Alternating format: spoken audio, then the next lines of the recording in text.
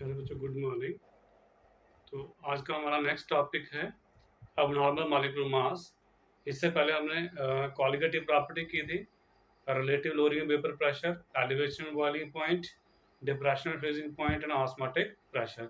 तो तब मैंने आपको कहा था कि आपने एक रिलेशन याद रखना है कि जो जहाँ पे जो फार्मूलेज आ रहे हैं मॉलिक्यूलर मास निकालने के, वो क्या होंगे, इन्वर्सली प्रोपोर्शनल होंगे किसके, वैल्यू ऑफ कॉलिगेटिव प्रॉपर्टी। तो यहाँ पे मैंने फार्मूला लिख दी है ऑलरेडी। जैसे ये हमने यूज किया था using relative lowering vapour pressure, तो मॉलिक्यूलर मास किसका पता, P not a upon P not a minus P A. इसको हम लिख सकते हैं 1 by P not a minus P A divided by P not a, जो क्या है रिलेटिव लोअरिंग वेपर प्रेशर। यानी कि जो मॉलिक्यूलर मास है वो 1 by relative lowering vapour pressure आ रहा है। यानी कि हम ये कह सकते हैं मॉलिक्यूलर मास जो हम कॉलिगेटिव प्रॉपर्टी यूज करके निकाल रहे हैं वो क्या है, inversely proportional to the value of colligative property. इसी तरह से सेकंड रिलेशन अगर आप देखो, एम बी क्या है, यहाँ पे डेल्टा टी भी क्या है, एलिवेशन बॉइलिंग पॉइंट। तो जहाँ अगर हम सबको हम कांस्टेंट कर दें तो ऐसा लगेगा जैसे मॉलिक्यूलर मास जो है वो inversely proportional to elevation boiling point है। इसी तरह से थर्ड से आप देखें तो मॉलिक्यूलर मास क्या आएगा, inversely proportional to depression freezing point. और फोर्थ से अगर आप देखें तो मॉलिक्यूलर मास क्या आएगा, inversely proportional to osmotic pressure pi. चलिए अब हम बात करते हैं what is abnormal molecular mass. तो बच्चे कई बार हम क्या करते हैं, जो हमारे नॉन वोलेटाइल सॉल्यूट हैं उनको हम कॉलिगेटिव प्रॉपर्टी यूज करते हुए उनका क्या निकालते हैं, मॉलिक्यूलर मास निकालते हैं।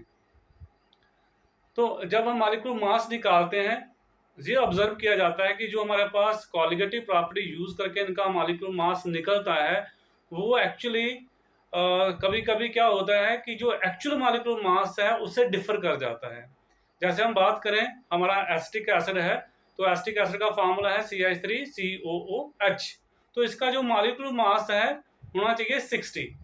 बट जब हम इसको कॉलिगेटिव प्रॉपर्टी यूज करते हुए निकालते हैं, कोई भी आप लगा लीजिए कॉलिगेटिव प्रॉपर्टी, चाहे आप ऑस्मोटिक प्रेशर लगा लीजिए, एलिवेशन बॉइलिंग पॉइंट लगा लीजिए, डिप्रेशन फ्रीजिंग पॉइंट लगा लीजिए, तो कोई भी आप क्वालिगेटिव प्रॉपर्टी यूज करके मॉलिक्यूलर मास निकालेंगे, तो जो एसिटिक एसिड का molecular mass in aqueous medium या सॉल्वेंट में जब हम निकालते हैं तो क्या आता है, वो डबल आ जाता है, 120 आता है। एक्चुअली उसका मॉलिक्यूलर मास 60 है, बट जब हम कॉलिगेटिव प्रॉपर्टी यूज करके निकालते हैं तो वो कितना आता है, 120 आता है। इसी तरह से जब हम KCl का मॉलिक्यूलर मास निकालते हैं तो वो हाफ आ जाता है, नियर अबाउट उसका 74 होना चाहिए, वो आता है 37 के करीब आ जाता है।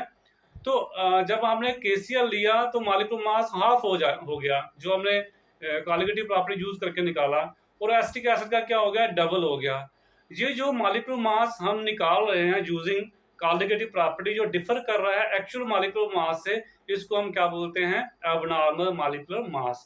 एबनॉर्मल का मतलब तो समझते हैं, जैसे कोई ह्यूमन बीइंग है, वो अगर उसका जो बिहेवियर है वो नॉर्मल ह्यूमन बीइंग की तरह है तो हम बोलेंगे ये नॉर्मल ह्यूमन है।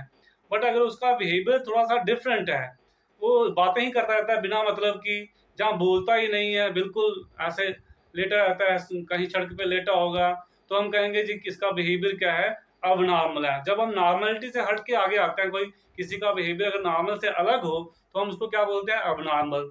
तो इसी तरह से जो मॉलिक्यूलर मास है, जो एक्चुअल मॉलिक्यूलर मास से डिफर कर रहे हैं, जब हम क्या यूज करके निकाल रहे हैं, कॉलिगेटिव प्रॉपर्टी, तो उन मॉलिक्यूलर मासेस को हम क्या बोलते हैं, एबनॉर्मल मॉलिक्यूलर मास बोलते हैं। तो यहाँ पे डेफिनेशन लिखी हुई है मैंने, molecular masses of solutes obtained by using colligative properties sometimes differs from their actual molecular masses. Such molecular masses are known as abnormal molecular masses. अब नेक्स्ट अब बात आती है कि रीजन क्या है इसका। रीजन क्या है, तो molecular masses are inversely proportional to colligative property. यहाँ ये जो चार फार्मूले मैंने लिखे हैं इनसे ये क्लियर है कि जो मॉलिक्यूलर मास है वो इनवर्सली प्रोपोर्शनल है किसके, कॉलिगेटिव प्रॉपर्टी के। अब जब हम कॉलिगेटिव प्रॉपर्टी यूज करके निकाल रहे हैं, तो अगर कॉलिगेटिव प्रॉपर्टी की वैल्यू बढ़ती जाएगी तो मॉलिक्यूलर मास की वैल्यू घटती जाएगी। इनवर्सली प्रोपोर्शनल का ये मीनिंग है। अगर कॉलिगेटिव प्रॉपर्टी की वैल्यू घटेगी तो मॉलिक्यूलर मास बढ़ेगा। अब होता क्या है, जब हम किसी सॉल्यूट को सॉल्वेंट में डालते हैं तो दो चीजें हो सकती हैं, जहां तो उसमें एसोसिएशन हो सकती है कि उसके जो सॉल्यूट के पार्टिकल्स हैं वो एसोसिएट हो जाएं, जहां डिसोसिएशन हो सकती है कि वो टूट जाए। तीसरा क्या होता है, नो चेंज हो सकती है, कोई चेंज ना आए। अगर तो जब हम सॉल्यूट को सॉल्वेंट में डाल रहे हैं, अगर उसमें नो चेंज है, कोई एसोसिएशन नहीं हो रही है, कोई डिसोसिएशन नहीं हो रही है, उस केस में जो कॉलिगेटिव प्रॉपर्टी यूज करके मॉलिक्यूलर मास आएगा वो हमेशा एक्चुअल मॉलिक्यूलर मास के बराबर आएगा। अब होता क्या है, जब एसोसिएशन होती है तो नंबर ऑफ सॉल्यूट पार्टिकल आपने डाले थे 50, वहां पे हो गई एसोसिएशन, तो एसोसिएशन की वजह से हो सकता है दो दो मॉलिक्यूल जुड़ के एक बन जाए, जैसे हाइड्रोजन बॉन्डिंग हो रही है एसिटिक एसिड में, वो मैं आगे वाली स्लाइड में आपको एग्जांपल के थ्रू एक्सप्लेन करूंगा। तो हो सकता है दो दो मॉलिक्यूल जुड़ के एक एक बनता जाए, तो हमने डाले थे 50, वहां पे हम हो जाएंगे 25 मॉलिक्यूल, तो नंबर ऑफ सॉल्यूट पार्टिकल कम हो जाएंगे। तो कॉलिगेटिव प्रॉपर्टी किसके ऊपर डिपेंड करती है? नंबर ऑफ सॉल्यूट पार्टिकल के ऊपर। तो अगर number of solute particle half हो गए हैं तो कॉलिगेटिव प्रॉपर्टी की वैल्यू भी क्या हो जाएगी? हाफ हो जाएगी। बट मॉलिक्यूलर मास क्या है? इनवर्सली प्रोपोर्शनल है, तो वो क्या हो जाएगा? डबल हो जाएगा। तो जैसे एसिटिक एसिड का हमने केस लिया, उसमें बेसिकली हाइड्रोजन बॉन्डिंग की वजह से दो दो मॉलिक्यूल जुड़ के एक एक बन रहा है, तो उसी की वजह से उसका मॉलिक्यूलर मास डबल हो गया। 60 की बजाय कितना आ रहा है? 120 आ रहा है। या दूसरा केस क्या हो सकता है कि जब हम सॉल्यूट पार्टिकल को डालते हैं किसमें? सॉल्वेंट में, उसकी डिसोसिएशन हो सकती है। डिसोसिएशन मतलब आपने 50 मॉलिक्यूल डाले और वो टूट के 100 बन गए, तो number of solute particle double हो गए, कॉलिगेटिव प्रॉपर्टी वैल्यू भी क्या हो जाएगी? डबल हो जाएगी। बट मॉलिक्यूलर मास क्या है? ये जो चार फार्मूले हैं ये क्या बताते हैं कि मॉलिक्यूलर मास जो है वो इनवर्सली प्रोपोर्शनल है कॉलिगेटिव प्रॉपर्टी के, तो मॉलिक्यूलर मास क्या हो जाएगा? हाफ हो जाएगा। तो यही रीजन है। रीजन आपको कोई पूछेगा कि अबनॉर्मल मॉलिक्यूलर मास आने का रीजन क्या है, क्या कारण है, तो आपने बोलना है सॉल्यूट पार्टिकल जहां तो एसोसिएट कर जाते हैं, जहां क्या कर जाते हैं? डिसोशिएट कर जाते हैं। अगर एसोसिएशन होती है तो नंबर ऑफ सॉल्यूट पार्टिकल कम हो जाएंगे, कॉलिगेटिव वैल्यू कम हो जाएगी और मॉलिक्यूलर मास बढ़ जाएगा। अगर डिसोसिएशन होती है तो नंबर ऑफ सॉल्यूट पार्टिकल्स बढ़ जाएंगे, कॉलिगेटिव जो वैल्यू है कॉलिगेटिव प्रॉपर्टी की वो भी बढ़ जाएगी, but molecular mass inversely proportional है, वो क्या हो जाएगा? कम हो जाएगा। तो एसोसिएशन और डिसोसिएशन की वजह से जो एक्चुअल मॉलिक्यूलर मास है उससे मॉलिक्यूलर मास क्या कर रहा है? वेरी कर रहा है, जब हम क्या यूज करके निकाल रहे हैं? Colligative property. तो ये है अबनॉर्मल मॉलिक्यूलर मास का कारण। तो यही मैंने यहाँ पे लिखा हुआ है, molecular mass are inversely proportional to colligative properties which in turn depends on the number of solute particles, and the number of solute particles change when they undergo association or dissociation in solvent. On association, number of solute particle decreases and hence value of colligative property also decrease, which in result increase molecular mass of solute. Similarly, on dissociation, number of solute particle increases, resulting increase in the value of colligative property and hence decrease in the value of molecular mass of solute particle. So dissociation generally occurs if solute particles are electrolytes like NaCl, KCl, etc. and association takes place if the solute particles form hydrogen bonding like acetic acid, benzoic acid.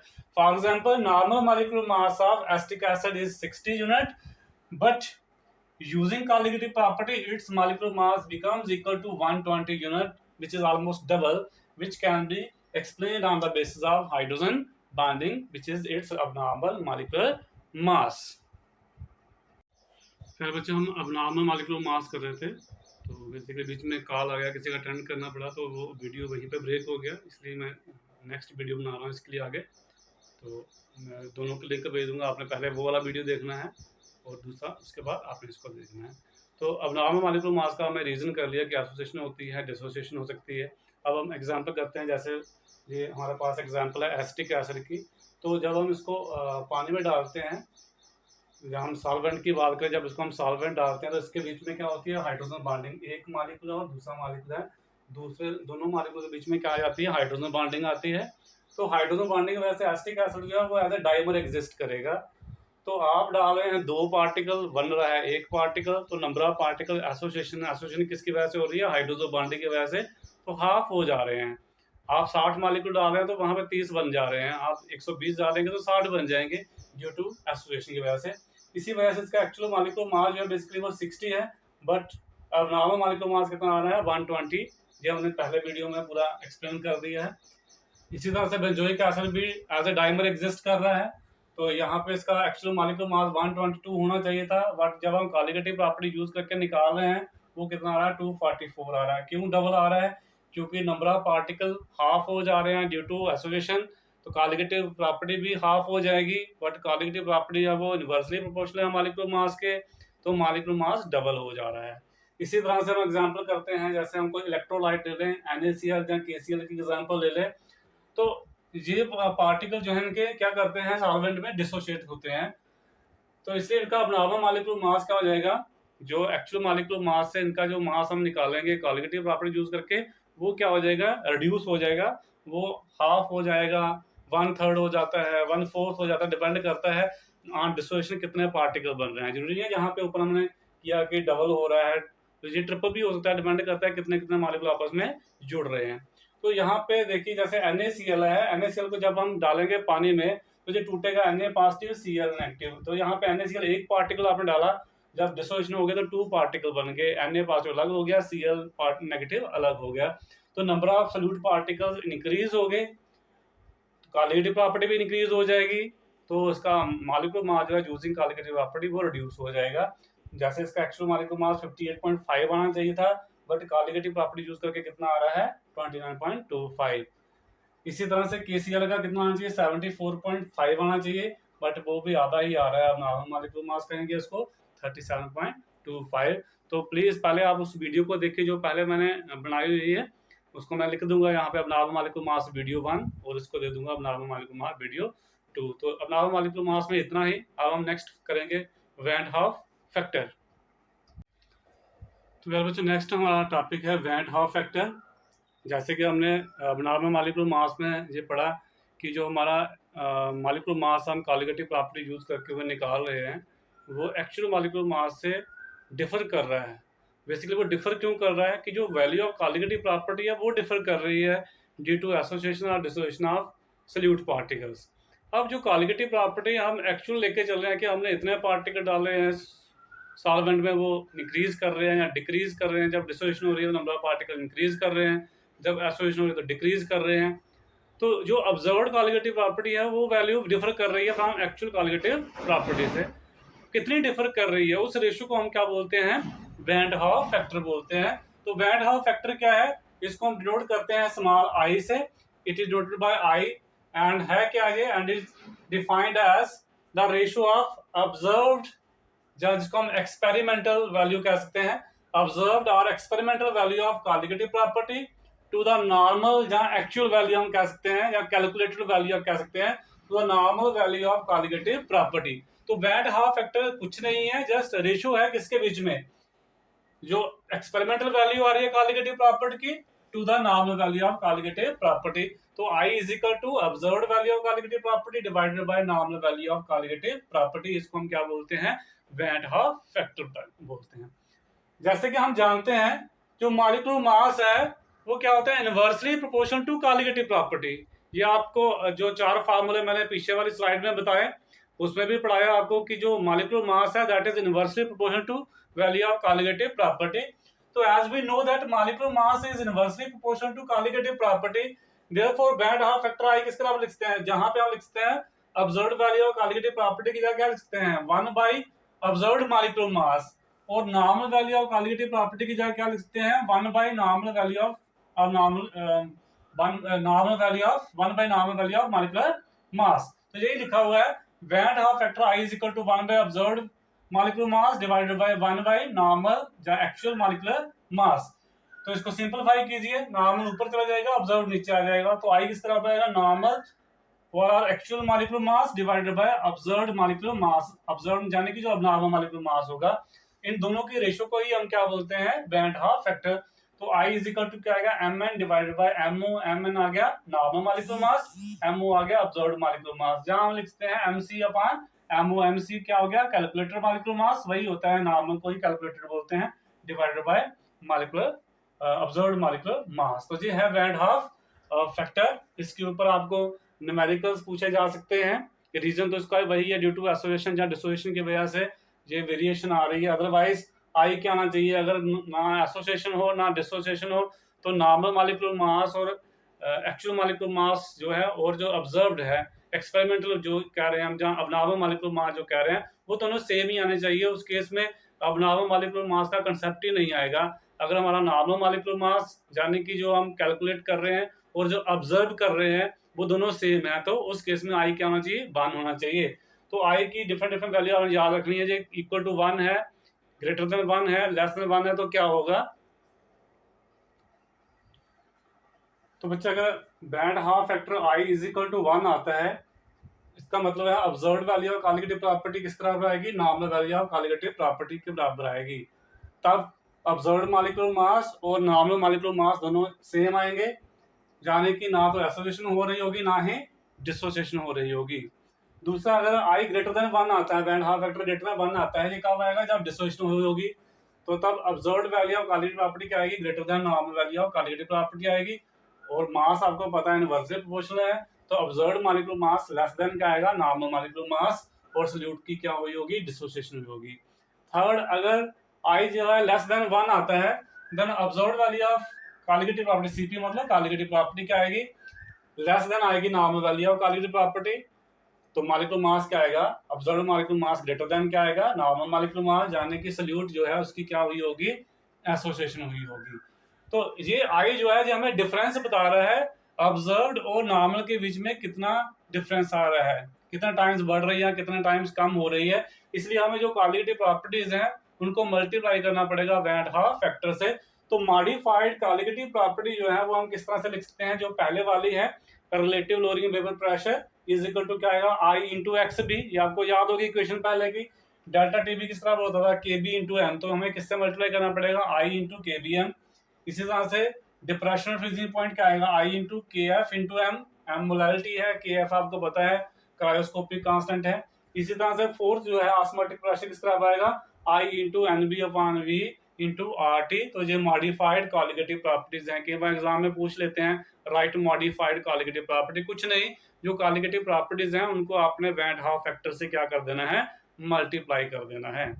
तो इसके बाद हम करेंगे van't Hoff factor और degree of association and degree of dissociation के बीच में क्या रिलेशन है। उससे पहले आपको पता होना चाहिए what is degree of dissociation and what is degree of association. जो आपने 11th में भी ऑलरेडी किया हुआ है, इक्विलिब्रियम चैप्टर में वहां पे पढ़ा था, फिर भी हम थोड़ा सा जहाँ पे कर लेते हैं नेक्स्ट स्लाइड में।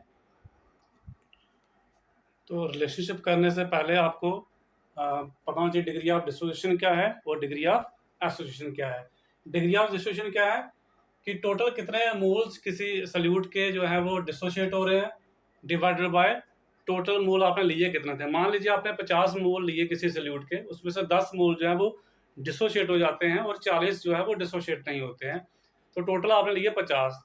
तो डिग्री ऑफ डिसोसिएशन क्या होगी, 10 डिवाइडेड बाय 50, मतलब जितने डिसोशिएट हो गए डिवाइडेड बाय जितने आपने लिए थे टोटल। तो इस रेशो को हम क्या बोलते हैं, डिग्री ऑफ डिसोसिएशन। इसी तरह से डिग्री ऑफ एसोसिएशन क्या होता है, टोटल कितने मोल एसोसिएट हो रहे हैं डिवाइडेड बाय टोटल मोल आपने कितने लिए थे। जैसे आपने मान लीजिए 50 मोल लिए आपने, उसमें से 10 मोल जुड़ गए, तो टोटल आपके पास 50 थे, 10 जुड़ गए, तो आपका जो डिग्री ऑफ एसोसिएशन क्या आएगा, 10 डिवाइडेड बाय 50 आएगा। तो ये चीजें आपको पता होनी चाहिए। डिग्री ऑफ डिसोसिएशन क्या है, number of moles of solute dissociated divided by total number of moles of solute taken.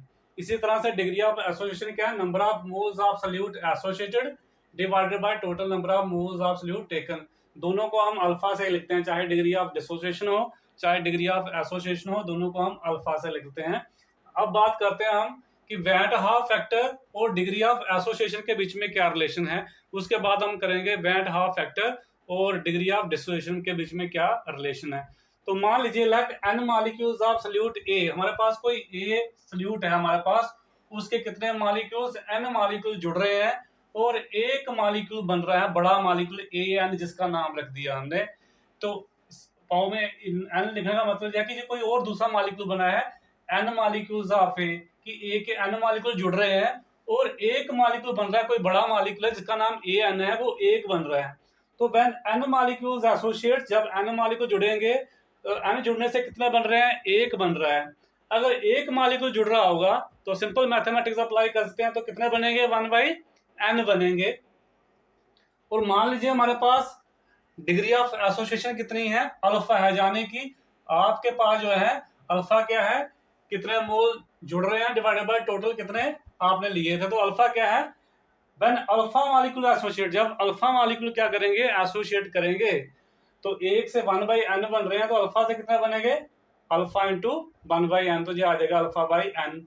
अब आपने लिया 1 मोल, आप इसमें से अल्फा जुड़ गए, तो पीछे कितना बच गए, 1 माइनस अल्फा, ये हमारे पास कितना बन गए, अल्फा बाई एन बन गए।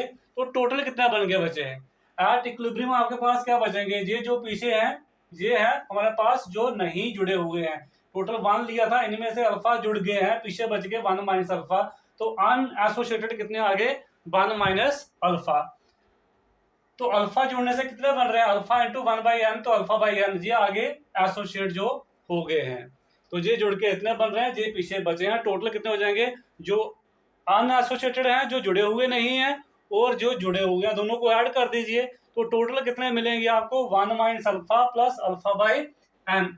तो total number of moles before association, जब एसोसिएशन नहीं हुई थी तो हम कितने मोल से स्टार्ट कर रहे हैं, हमने 1 से स्टार्ट किया, कि हमने कितने मोल लिए, 1 लिए, तो 1 हमारे पास मोल था। आप n से भी कर सकते हैं, तब भी सेम ही आंसर आएगा, कोई घबराने की जरूरत नहीं है। तो टोटल नंबर ऑफ मोल्स मान लीजिए आपने कितने लिए, 1 लिया, तो total number of moles after association कितने बन गए आपके पास, ये आपके पास बन गए, ये दोनों को ऐड कर दिए, 1 minus alpha plus alpha by N, तो ये आ गया 1 minus alpha plus alpha by N, ये आफ्टर एसोसिएशन है। आपने लिया एक मॉलिक्यूल, एक मोल कह सकते हैं, एक मॉलिक्यूल जान ले सकते हैं, तो 1 लिया, उसमें से अल्फा जुड़ गए, पीछे बच गए 1 माइनस अल्फा, जुड़ के कितने बने, अल्फा बाई एन बने, टोटल आ गए 1 minus alpha plus alpha by N, लिया आपने 1। तो वेंट हाफ फैक्टर क्या होता है, वेंट हाफ फैक्टर होता है observed value divided by normal value. Observe आप कितना कर रहे हो, कितने मिल रहे हैं आपको, 1 minus alpha plus alpha by N, ये आ गया आपका ऑब्जर्व्ड वैल्यू, ये है आपके पास। और आपने लिया कितना था, नॉर्मल वैल्यू कितनी थी, आपने लिया 1, तो ये आ गया i is equal to 1 minus alpha plus alpha by N divided by 1। अब जहां से आप क्या कर सकते हैं, 1 को किसी से भी नीचे इसको डिनोमिनेटर में आप छोड़ सकते हैं इसको, तो i किस तरह आ जाएगा, 1 प्लस अल्फा, अल्फा जहां से कॉमन निकालो, इसको पहले लिख लिया, अल्फा बाई एन को पहले लिख दिया, अल्फा बाहर निकाला, तो 1 बाई एन माइनस अल्फा, जी आ गया 1 बाई एन माइनस 1 आ गया, अल्फा कॉमन हो गया। अब यहाँ से i माइनस 1, इस 1 को इधर ले जाइए, तो क्या आ जाएगा, i माइनस 1 इक्वल टू, इधर क्या बचा, alpha into 1 by N minus 1, यहाँ से अल्फा क्या आ जाएगा, अल्फा इज इक्वल टू क्या आएगा, i माइनस 1, इसको नीचे ले जाइए, 1 बाई एन माइनस 1। तो this is the required relationship, बैंड हाफ फैक्टर i और अल्फा के बीच में क्या रिलेशन है, ये रिलेशन आपने याद रखना है कि अल्फा किस बराबर होता है, i minus 1 divide by 1 by N minus 1। मैं फिर से रिपीट करता हूँ, मान लीजिए हम जो है n मॉलिक्यूल से स्टार्ट कर रहे हैं, जी हमने अज्यूम कर लिया कि n मॉलिक्यूल हमारे जुड़ रहे हैं, जी हमने मान लिया कि n मॉलिक्यूल, सपोज कर लीजिए n मॉलिक्यूल A के जुड़ रहे हैं और 1 बन रहा है।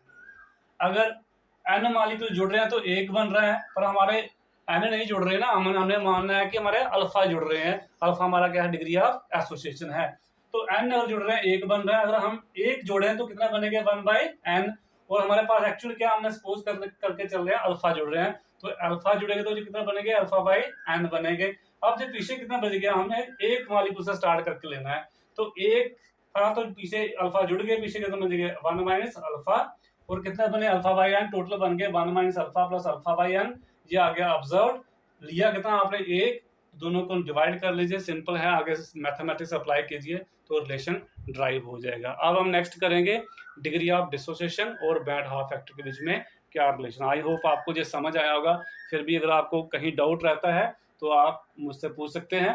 आप इसको 1 की जगह n से लेके चलेंगे तो फिर हर जगह n नहीं आएगा, जहाँ भी n आएगा, जहाँ भी n, तो आप तब भी निकाल पाएंगे, तब भी सिंपल आएगा। आप सिंपलिसिटी के लिए 1 लेके चल सकते हैं। पहला वाला तो हमने ऐसे ही लेके चला कि हम अगर n से स्टार्ट हो तो क्या क्राइटेरिया है, और फिर हम पहुंचेंगे किसके ऊपर, 1 के ऊपर। तो आप दोनों तरह से कर सकते हैं। अब हम करेंगे relationship between degree of dissociation alpha and band Hoff factor i। तो लेट 1 मॉलिक्यूल ऑफ सॉल्यूट, या इलेक्ट्रोलाइट ले सकते हैं, हम कह सकते हैं on dissociation give n ions in solution. मान लीजिए हम 1 मोल या 1 मॉलिक्यूल लेते हैं, हम, आप मोल से ले सकते हैं, मॉलिक्यूल जैसे मर्जी आप ले लीजिए।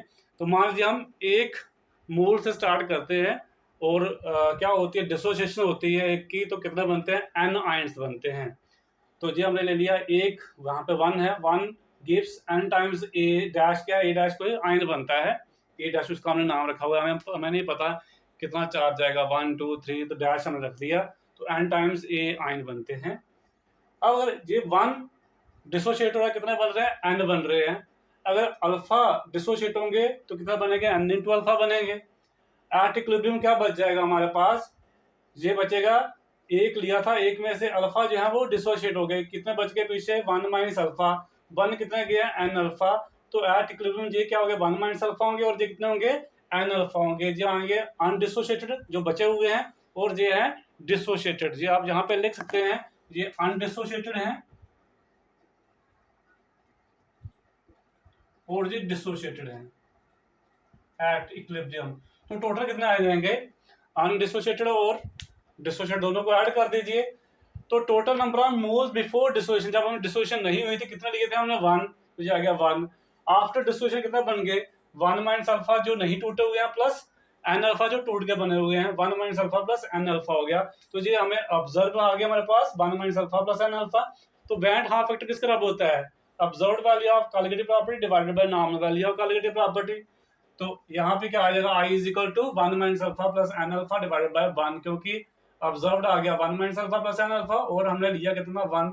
जहां से आगे सिंपल मैथ है, आप 1 इसको एन अल्फा को पहले लिख लीजिए, N alpha minus alpha, alpha common निकाल लीजिए, एन माइनस 1, इस 1 को इधर ले जाइए, i minus 1 equal to alpha into N minus 1, जहां इसको पहले लिख लीजिए alpha into N minus 1 equal to i minus 1, alpha यहाँ से क्या आ जाएगा, एन माइनस 1 नीचे चला जाएगा। तो ये है required relation between degree of dissociation and band Hoff factor. इसके ऊपर कई बार ऑब्जेक्टिव टाइप या मल्टीपल टाइप हम कह सकते हैं, या फिल इन द ब्लैंक्स आ जाता है, जो मैं आपको एक आधी एग्जांपल करवा देता हूँ इसके आगे। तो कभी कभी ऐसे क्वेश्चन आ जाता है, इफ अ मॉलिक्यूल हेक्साम राइजेस या टेट्राम राइजेस, ऑक्टाम राइजेस, कुछ भी हो सकता है, मैंने हेक्साम राइज किया हुआ है। तो मैंने molecule hexamerises in a solution find van't Hoff factor. मान लीजिए कोई मॉलिक्यूल है वो हेक्साम राइज कर रहा है, हेक्साम राइज का मतलब उसके 6 मॉलिक्यूल जुड़ के एक मॉलिक्यूल बन रहा है। तो इसका मतलब ये है 6 मॉलिक्यूल गिव्स 1 मॉलिक्यूल। तो आपने जो डाले हैं वो 6 हैं, पर वो जुड़ के कितने बन रहे हैं, एक बन रहा है। तो ऑब्जर्वेशन कितनी आएगी, एक, नॉर्मल कितना आएगा 6। तो बैंड हाफ फैक्टर क्या था, ऑब्जर्व डिवाइडेड बाय नॉर्मल, तो 1/6 क्या आएगी, इसका बैंड हाफ फैक्टर आ जाएगा। दूसरा है right band Hoff factor for strong electrolyte, जैसे कोई NaCl दिया हो या AlCl3 दिया हो, इनके आप बैंड हाफ फैक्टर निकालिए। स्ट्रॉन्ग इलेक्ट्रोलाइट का मतलब कंप्लीटली डिसोशिएट होते हैं। तो NaCl मान लीजिए लिया आपने, जो बन जाएगा Na पॉजिटिव Cl नेगेटिव। आपने एक लिया पर सोल्यूशन में 2 बन रहे हैं, Na पॉजिटिव अलग हो रहा है, Cl नेगेटिव, तो 2 आयन बन रहे हैं, 1 + 1 कितना हो गया 2। ऑब्जर्व आपको 2 आ रहे हैं, लिए आपने 1 है, तो आपका बैंड हाफ फैक्टर आ जाएगा observe divided by normal, 2 divided by 1 equal to कितना आएगा, 2 आएगा। और एल्युमिनियम क्लोराइड के केस में देखिए, एल्युमिनियम 3 पॉजिटिव और 3 Cl नेगेटिव आएगा, यहाँ पे नेगेटिव लिखा नहीं है, आप लिख सकते हैं। तो एक एल्युमिनियम पॉजिटिव का आयन बन रहा है और 3 क्लोराइड आयन बन रहे हैं। तो टोटल कितना हो गया, 1 + 3 इज इक्वल टू 4। तो ऑब्जर्वेशन में आपको 4 आयन दिख रहे हैं, पर आपने पार्टिकल कितना लिया था, 1 लिया था। ये कितना लिया था आपने, 1। तो बैंड हाफ फैक्टर क्या आ गया, observe divided by normal, 4 divided by 1 is equal to 4। तो इस तरह से आपको नीट का एग्जाम देना चाहते हो, वहां पे भी इस तरह से क्वेश्चन आपको पूछ सकते हैं। आपका जो बोर्ड का एग्जाम है उसमें भी आ सकते हैं। तो इसको ध्यान से देखिए, इस तरह के और भी क्वेश्चन आप उसकी प्रैक्टिस कीजिए। कहीं पर भी आपको कोई डाउट आता है तो आप मुझे पूछिए, ठीक है। आप मुझे व्हाट्सएप पे कर सकते हैं, टीचमेंट पे भी आप मैसेज भेज सकते हैं। तो ये था आज का। नेक्स्ट हमारा अब रहता है, इसमें हेनरीज लॉ बचा हुआ है, सॉल्युबिलिटी का कंसेप्ट है, सॉलिड सॉल्यूशन बचा हुआ है, वो हम नेक्स्ट वीडियो में डाल देंगे। इसी के साथ आपका चैप्टर क्या हो जाएगा, खत्म हो जाएगा। आज के लिए इतना ही। थैंक यू बच्चे, हैव ए नाइस डे।